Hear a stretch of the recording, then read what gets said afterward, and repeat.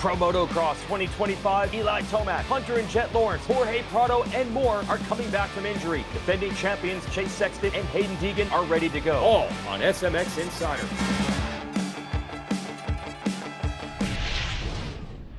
Yeah, we're back. SMX Insider, the Jasons, Weigandt, and Thomas. I'm doubling down, JT. We're here to preview Pro Motocross, part of the SMX World Championship. We hyped up the finale for Monster Energy Supercross big time. We were right. It delivered on the hype. So why not double down? I'm going to say not maybe the deepest field ever. That's a hard argument to make. It can go in a million directions. But I'm going to say the most unknowns I've ever seen for a 450 or what used to be called the 250 class opener in Pro Motocross. I don't know if it's the deepest, but it might be the most intriguing. Yeah, deepest is a really hard thing to categorize. I'm coming to you from Mexico. You could say I'm doing maybe some Motocross of Nations recon. Okay. Not really. But it's the most excited I've ever been for the start of a series. And when I think of the deepest, I categorize that as deepest at the top. The most riders that could win races or win this championship. I think it's in that frame the deepest we've ever seen because of the riders we're going to get into. And we have no idea who's going to emerge victorious. And that's what makes this sport and this series so great, is we truly don't know what's going to happen when the gate drops. Well, that second point is the main one, because again, you could look back the results in previous years and say, is this deeper? Is this not as deep? But that intrigue of we have no idea, the injuries that were not fun to watch or deal with during Supercross have given us this great unknown, and we're talking 450 class here. I mean, we're going to do our best on this episode to preview it, but JT, how can you really know the state of play for so many of these contenders? You can't. You simply cannot. And we're going to get so many answers on Saturday that we have so many questions coming to you on Thursday afternoon. That is what this show's about. That's what everybody loves to bench race. I don't know that you're ever going to get better bench racing than you have right now. It doesn't get any better than that. Okay, so this is our Pro Motocross preview. Yes, Fox Raceway kicks off the 11 rounds of Pro Motocross starting this Saturday. Big interview here on SMX Insider. We are bringing one of the heads of MX Sports Pro Racing that runs the Pro Motocross Championship, Davey Coombs, who I work with very closely on the Racer X side of the media game. But yeah, it's time to put the race organizer hat on. But Davey, here's the thing that would probably surprise people about you. This is the National American Motocross Championship, but you are as big a fan of old school and new school MXGP racing from probably any American I know, for the most part. And you always seem to gravitate when Jean-Michel Bale comes over, or Sebastian Tortelli, or Greg Albertine. I think you always like that storyline and get to know those guys. So we have now a Jorge Praia sighting. He's been testing, he's been ready, won the last two MXGP World Championships. What's it like, and what do you think of him coming over to race here? Well, first of all, thanks for having me on. Really excited to see Jorge Praia on an American track. I've been lucky enough to see him at the Des Nations a few times. And man, we didn't get a real glimpse of his potential in Supercross because before he could learn it, obviously he was injured. But now I think that he's going right into where he's most comfortable. And it could go the way Jeffrey Hurlings went back in 2017, or it could not go so good. But I think that he's definitely looking forward to this, probably more so than he was at Anaheim. And it definitely adds something to the series. And we're glad to have a multi-time champion like that here. When you think about Jorge coming over, there are other riders coming too. Benoit Paturel. We hear rumors that Valentin Guillot is going to race some. Mikkel Harup is going to be a standout, I believe, in the 250 class. And you think about how that's gone back and forth. Some riders have gone to Europe. I think more likely they're coming to America. But, you're obviously so heavily involved in this Pro Motocross Championship. When you think about that dynamic and how it's gone for so many years, how do you view that now? Because it's changed a lot. The exodus of the Marvin Muscans and Ken Roxons and all those riders has slowed a bit. Do you think that's going to pick back up anytime soon as far as those riders coming to America? Well, I think there's two answers to that question. Why are they coming here, and why aren't more Americans going the other way, which I also miss? It's weird. I remember going to Europe back in the 90s, and there was like 7 or 8 Americans in the 125 or 250 GPs. But I think that, honestly, the lure of Supercross and now the SuperMotocross World Championships, I think that a lot of riders see it. They watch everything, on Peacock, SMX Insider, everything on the international feed. Now it's in French and Spanish, and those draw people. They spread the attention. If you're a racer and you can come to America, race 31 races with the prize money and the bonuses and everything that's available, it's quite a draw. If you're an elite guy and you can ride Supercross, this is the place to be. One other topic for you, we'll tackle a little more in depth in this show, but it is the return of WMX with 6 rounds, 3 in the West, 3 in the East, first 3, last 3 of the series. To give us an idea of why last year that championship came back and why it's being taken to a higher level for 2025. Well, first of all, one of the unfortunate victims of the fact that we went to a one-day program was being able to have the WMX. It didn't necessarily fit, the day before, at least at that time. But we've been expanding the Friday program with things like the Moto Combines and SMX Next and extended press days. And there is room for the WMX there. There are so many girls that are into motocross now. We see it in the classes at Loretta Lynn's. We see it in GNCC. And I watch MXGP all the time. I admit I'm a Lottie Van Drunen fan. And JT, you know how good that girl is, and all the girls over at racing. In fact, I just saw where Fontanese won the race last time around, and it was on Mother's Day, and she's a mother. That's very impressive. So we wanted to bring it back with the girls, the WMX. They deserve a platform. We just, I hate to say it, but we kind of let them down when we went to the one-day program, and we're trying to make it up. And I'm really looking forward to the 6 rounds we have this year, and hopefully we can expand moving forward. And it's going to be a good season for both the men and the women. Yeah, that Friday thing, that's really going to become a thing because some of those SMX Next races will take place on Friday also. So it's like back to the day-and-a-half format. Let's put it that way. That just makes you and your crew even busier. We'll see you out in California. This one's going to be good. Yeah, I can't wait. I'll see you guys at the races. Okay, always fun to catch up to one of the best bench racers in the business there. And we will get those answers that JT talked about. The Pro Motocross schedule, pretty simple. The motos always start at 1 o'clock local time at each race. So if you're watching from Fox Raceway Pala, Race Day Live will have qualifying coverage at 1 o'clock Eastern time. That's an hour of qualifying coverage.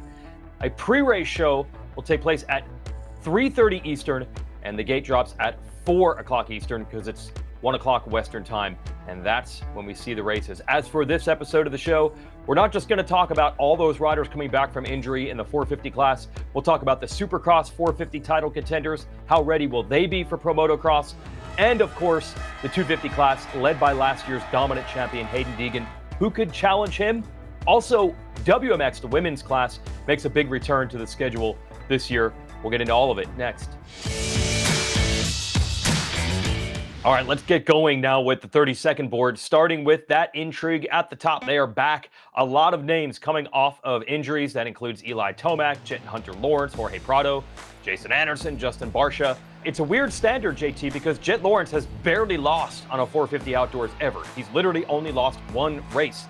And then you talk about a legend like Eli Tomas. These are not guys that are expected, I would think, to ease back into it and take a 7th, a 5th, a 3rd the first couple rounds. I mean, I'm sure they want to be good from the start, right? They will, for sure. And the question is, who's going to be the most prepared? Who is the most recovered? And make no mistake, for these riders, we're asking a lot of questions. Who's going to do what? Who's ready? Who's going to win? Who's better than who? They're asking the same questions of themselves. And I think that there's a misconception out there that fans, people like they think that the riders have all the answers. They know where they are. They don't. They're going to learn a lot on Saturday afternoon about where they stack up because they've been practicing, they've been putting all these laps in. Well, guess what? Until you get out there with the best of the best and you figure out where their level is, you truly don't know where you are. So we're going to learn alongside them. There's so many things that they're going to be trying to figure out about each other, and also coming back from injury for all these riders adds that extra wrinkle. They're not necessarily at 100%. It's how close to 100% are they at the opening round. Yeah, but there is a strange other element to this. You live this life of the quick transition from Supercross to motocross, and very rarely is anyone really ready for motocross round one after Supercross, depending on the injury timeline. And Eli Tomas did an interview with Swap Moto Live last week and said this is the most preseason motocross riding he's ever done. Is there a chance that even one of those guys, or a few of them, are actually in a better spot than if they had been in a Supercross title fight right to the end? I don't think so, because it's so impossibly difficult to replicate racing. The intensity, there's just a rust factor that happens. And, you know, for a guy like Chase Sexton, who has been in the thick of racing, even though he's been racing Supercross, chasing, you know, that championship, he's been practicing motocross for quite a while, and he has so much momentum. It's just going to be another Saturday. Yes, the discipline's different, but the racing is going to feel like just another race where all these other guys have to get back into the swing of it. So I think within a round or two, maybe back to 100%, but I still think there's some rust that everyone's going to have to burn off coming back from injury at round one. Now at Sexton, we have to focus in on what has now become known as the Supercross hangover, which is normally reserved just for the Supercross champion, but Sexton was darn close. So you know he was focused on the prize as well. But mostly we think about Cooper Webb, who has said he is testing and does plan on racing Pro Motocross. The reason we even have to state that is because he's missed most summers. He very rarely does all the rounds. What kind of an impact should that tense title fight have on Webb, and maybe to a lesser degree, Sexton? Well, I think you're going to see this parting of the seas as far as these two who were so close in a Supercross championship are going to be complete opposite ends of the spectrum at round one this coming Saturday. Like, it's far apart as you could ever imagine, because for one, Chase Sexton's a superior pro motocross racer in my mind than Cooper Webb. Second, this is not a track that really fits what Cooper Webb does very well. West Coast, high speed. But Sexton has been phenomenal at this racetrack. So there are so many factors as to why you're going to see a Supercross hangover in varying stages. For Webb, I expect to see a pretty heavy one. I think he'll be somewhere inside the top 10, but don't expect flashes at the front from him. Where Sexton's going in thinking he's going to win the opener. So these guys that went head to head for 17 rounds and it was decided by 2 points. I think the days of those two being 2 points apart are finished until we get to September. And we have heard year after year, the rider who wins the Supercross title not quite able to get back up mentally for round one. Eli Tomas won both titles in 2022, but round one was not a good one for him, even in that season. Sexton wasn't very good in 2023 coming off that title. It'll be interesting, all these dynamics at once. But it isn't just about round one. That's the point you make. The tracks will change. We'll give you the schedule here for 2025. And what we love about SMX is that it keeps most of the traditions in place. There will be a series of playoff races and a world championship in September. But if you're the traditionalist, Pro Motocross, same places and mostly the same dates. The only big change in the schedule this year is that back half after the weekend off. Ironman's been the final round for a long time now. It's now 2 races from the end because it will host Motocross of Nations later. So it's just to spread out the national date from the Nations date. But JT, you raced a lot of these tracks on these weekends. That's how far back these traditions go.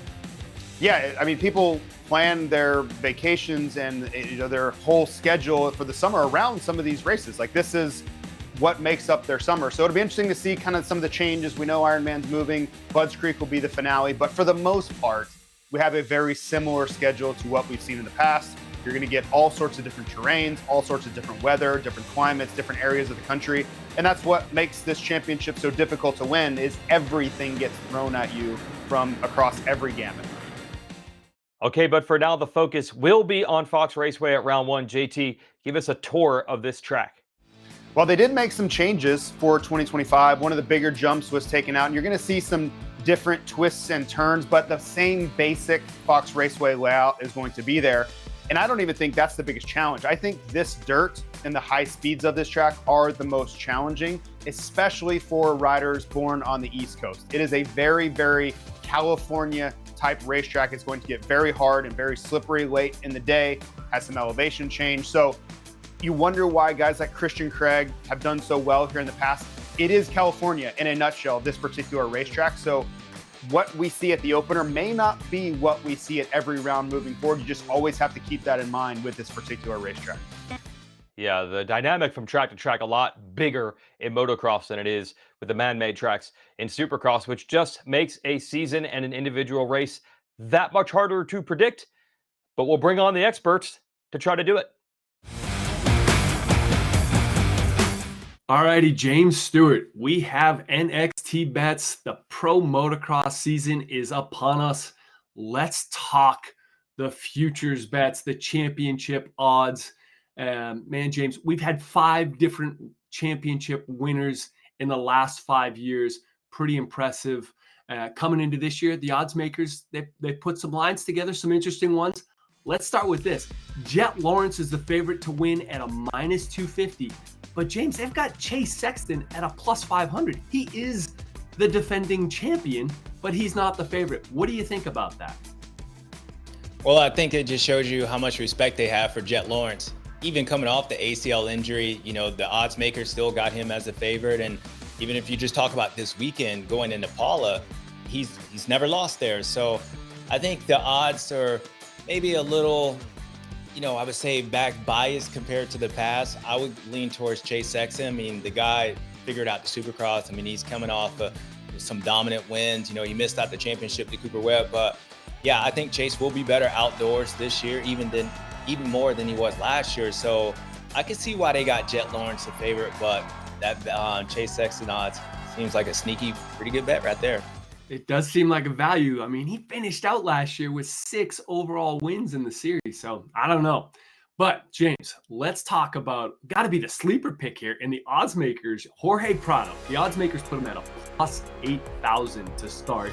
Now, as always, you got to check your local sports book because things change. I did that this morning, and he's already down to a plus 1,200 on DraftKings this morning. So they kind of seem like they went really valuable for a guy that's a 2-time MXGP champion and a 2-time MX2 champion. What do you expect from Prado in his Pro Motocross debut, James? Well, I expect Jorge to do well. I mean, when you look at coming off the injury, you know, he's been having a chance to practice, and those guys ride Paula quite a bit. So when you're just looking at going into this weekend, I suspect he should be pretty good. And I'm sure he's pretty motivated looking at those 8,000 odds, you know, plus 8,000 they had him at. But, you know, everybody at Vegas is smart. They probably threw that up there after just seeing the 90 and just all the stuff that's going on. Now they realize that this guy's a 2-time MX World GP champion. He knows how to ride it. I believe his motorcycle is going to be good. Kawasaki knows how to set it up. So, yeah, he might be a long shot for the championship, but he's definitely a lot better than they had him originally. Hey, guys. Make sure you check your local sports book. The odds change, as we know with Jorge Praia, we were just talking about, but the odds change. So check those local sports books, and we'll see you at Paula. Okay, thanks, guys. That's one piece of data. There's another one that's probably on the back burner right now, but to some riders is just as important. We have teased the silly season and who will go where for 2026 a few times on this show, but we're mostly talking about the rumors of Chase Sexton going to Kawasaki. And if he does, could Eli Tomas go to KTM? Because does Yamaha have room for Tomas to stay with Cooper Webb and Hayden Deegan signing new deals, et cetera, et cetera? Let's take another angle on it. Who doesn't have a deal and an offer yet, JT, that's going to need Pro Motocross to give them some contract leverage? Yeah, I think it's some of the guys that are coming back. You know, Justin Barcia, Jason Anderson. We'll see what Malcolm Stewart does. All those guys will likely land somewhere, but the jockeying for position, who can get the best equipment, who can get, you know, the highest salary within those budgets, that's where a great Pro Motocross season can really move the needle for them because they're too talented to not have anything. But the range from having a deal that they're not necessarily happy with to getting an upper end of their range deal can be hundreds of thousands of dollars, and also the equipment difference can be vast. So just watch for that. Watch for riders to be incredibly motivated. If you see guys that come out swinging, they're probably in a contract year. You know, it sounds like a myth, this contract year performance thing.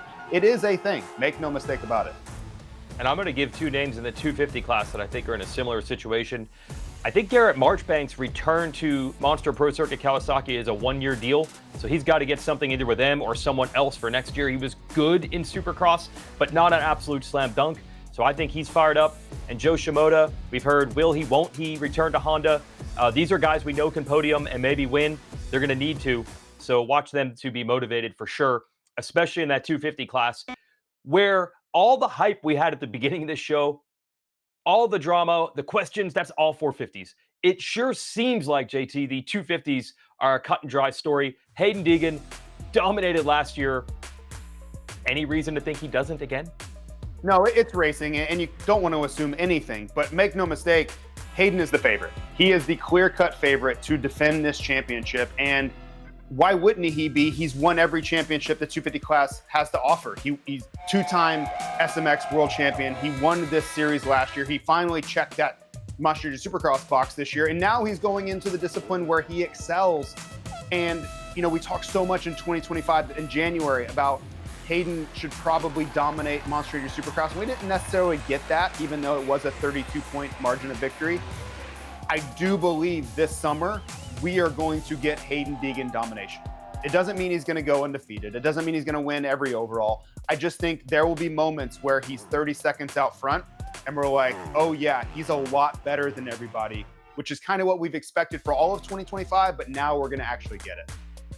Yeah, the Deegan story isn't so much the can he go 22-0 type dominance. You said this before. It's even when it seems like he's going to have a bad moto, mostly because he's so strong late in the races, even if he gets a bad start, a crash or whatever, he can overcome that and still grind out a podium. And that makes him so hard to beat for the title. Let's talk about some other 250 riders who we have seen run with Deegan in individual motos or weekends, but haven't been able to do it, minimizing the damage on the bad weekends. The first rider that comes to mind for me is Chance Hymas. And if you ask in the pits, you ask other riders, other teams, I think this is the guy they're afraid of if he gets on a roll. Literally, we heard last year, there were times where the Star Racing team were having other riders, not Deegan, kind of mess with Hymas in practice to try to just slow his momentum. He's just an example of these guys whose talent and speed is off the charts. We just don't see it in all 22 motos. Yeah, Hymas was on fire. You think about where he was going into Spring Creek of last year, that heroic effort he had going at Unadilla. We saw flashes of it. But I think for Monster Yamaha Star Racing, it's a moving target. Now, whether they lower the boom on Levi Kitchen, or it's Tom Vial, or Chance Hymas, or Seth Haymaker, whoever steps up and rises to the occasion and tries to get into this title fight, that conversation that you're talking about last summer will be had about that rider. You're going to see Hayden go at him on the podium. This is what they do. They have established this pattern of behavior. Nothing wrong with it. It's super competitive and it's working. It's working. They are delivering championships in the wake of that. And Hayden is finding ways to get into these riders' heads. He's forcing mistakes and he's coming out on top. So you can't really fault it, but it's going to be incredible to watch and see who steps up, who tries to get into the fight with Hayden on the racetrack, and how does Hayden respond, and can they withstand the immense pressure that comes along with that? And there's another championship that did revive itself last year, but will now be integrated into Pro Motocross. So we're going to talk WMX here. That's the Women's Motocross Championship. Very easy to follow now.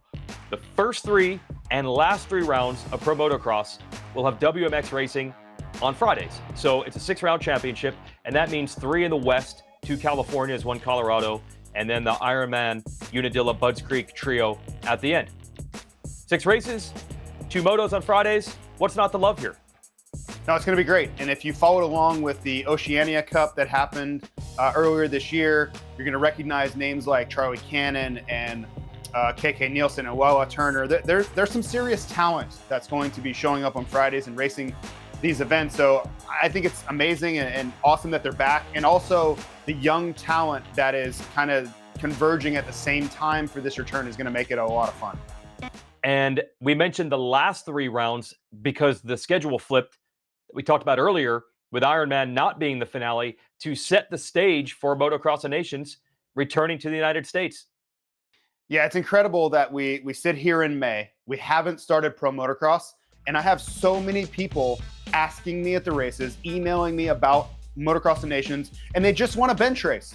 It's not a targeted question. It's not about, hey, where should I watch from? It's, what do you think is going to happen? Who's going to pick who? Who's going to win? I'm like, I don't know. I'm it's flabbergasted as they are, but that's what makes this race so entertaining, is that we can talk about it on this show in May, and people want to hear about it because it's really hard to argue that it's the event of the year, especially when it's in the USA. You know, it's becoming more of a norm. We didn't have one here for 11 years after 2007 Budds Creek, but we're getting them every few years now, and it's really ramping up the excitement. And I think we're going to get the best possible riders we can get for Team USA, which makes it that much more fun. So if you haven't bought your ticket yet, do it.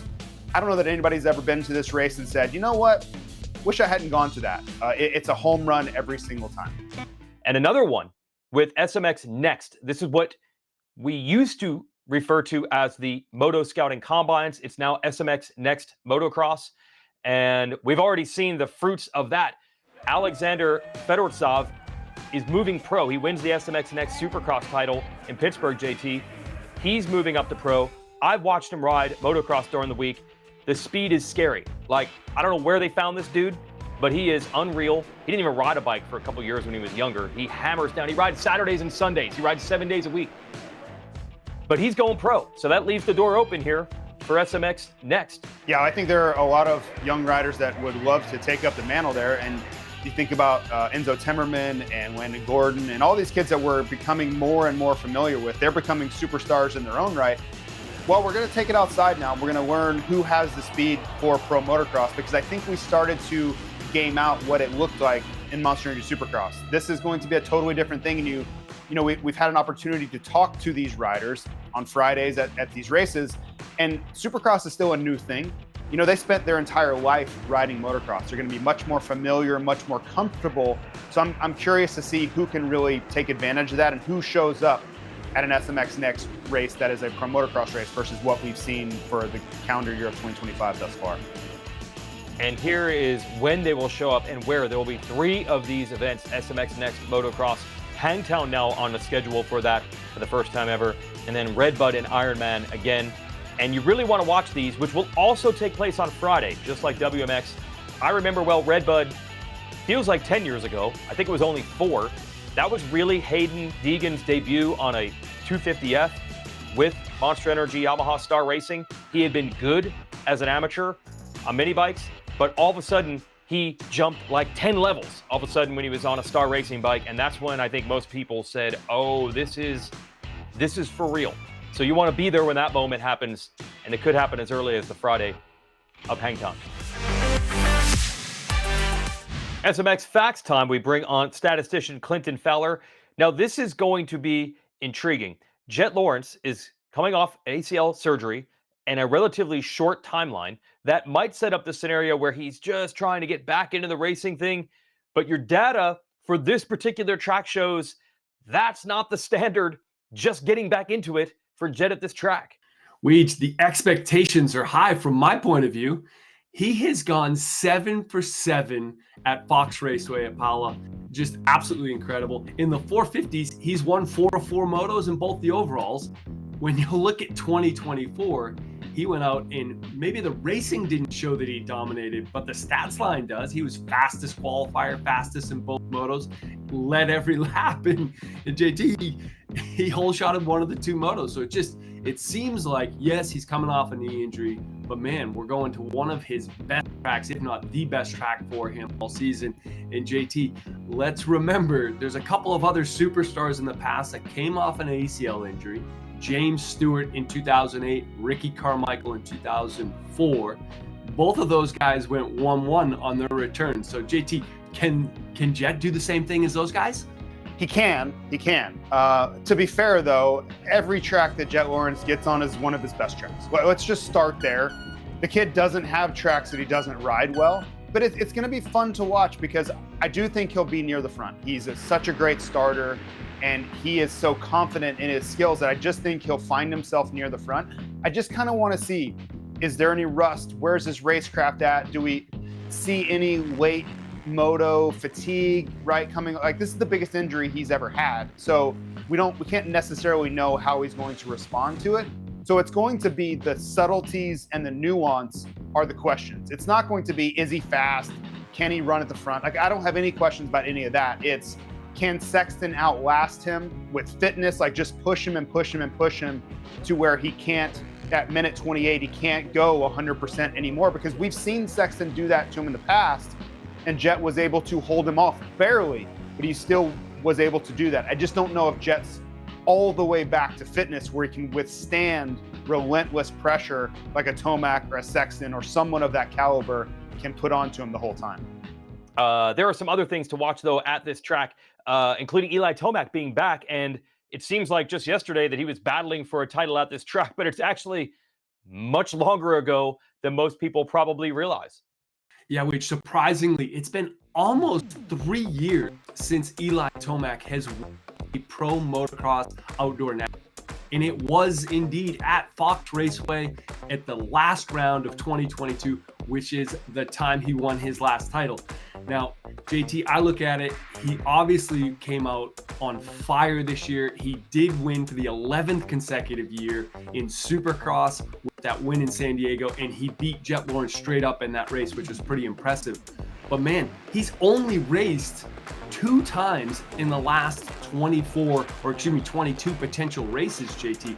Is he going to come out rusty, or are we going to see him break that moto record tie with Ryan Dungey and Rick Johnson? Are we going to see him tie Rick Johnson at 3rd all-time in overall wins?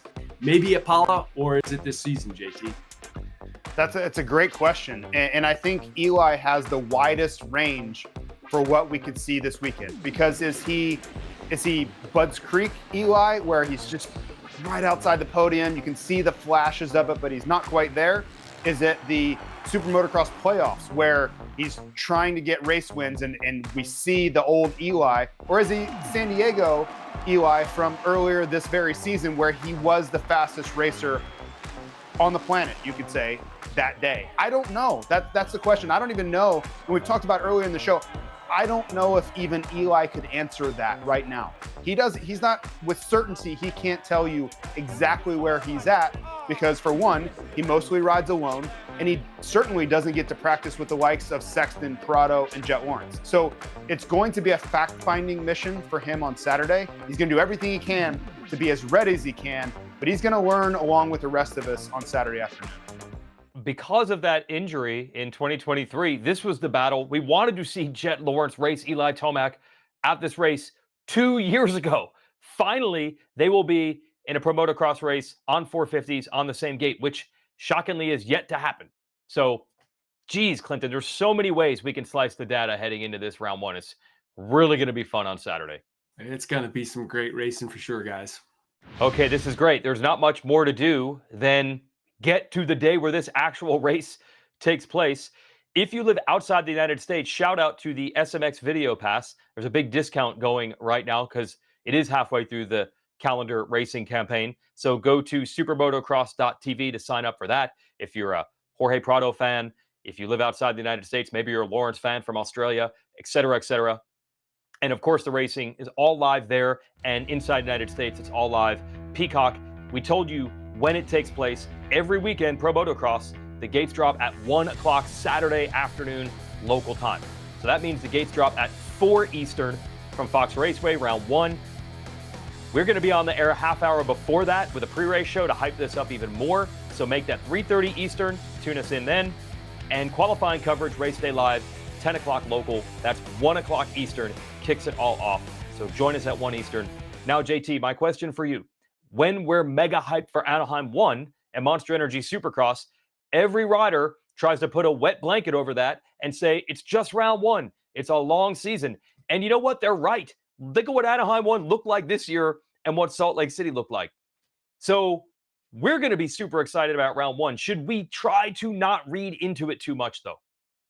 Well, you tell me what place you finish or your favorite rider finishes, and I'll tell you how important it is.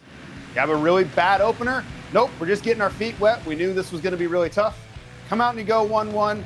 It means everything. This is going to be the microcosm for 2025, right? And that's what you're going to get. And but I would just remind you, when you think about this particular track, it's very difficult. Like Justin Cooper has historically struggled at this racetrack. It's a difficult one to get used to feel comfortable with. So there will be riders who go into it saying, I struggle here. I know I'm going to struggle, so I'm not going to let it get me bent out of shape. I just need to salvage the situation, not lose too many points, and we'll come out swinging at Hangtown. There will be some of those. So yeah, opinions will vary. It's going to be all over the place. But I would love to see some of the championship contenders that are coming back really be assertive at the opening round. If they can come out swinging at the opening round, I think that bodes very, very well for what the next few rounds will bring. And it'll make this particular race that much more exciting if all these riders are trying to make a statement and not just get into the flow of motocross. You know, someone is going to want to go for it. So check the coverage out, Peacock SMX Video Pass this weekend. It's here, folks, Pro Motocross, and what has to be the most intriguing round one in the 50-plus years of history. So join us either in person or on the air. And shout out to Haley Shanley, who's going to join us as part of the broadcast team. She'll be alongside you with the podium interviews and trackside reporting. Be myself and James Stewart in the booth. We cannot wait. So that's why we're going to have a pre-race show to get on the air a half hour early. We're fired up for Pro Motocross. We hope you are as well.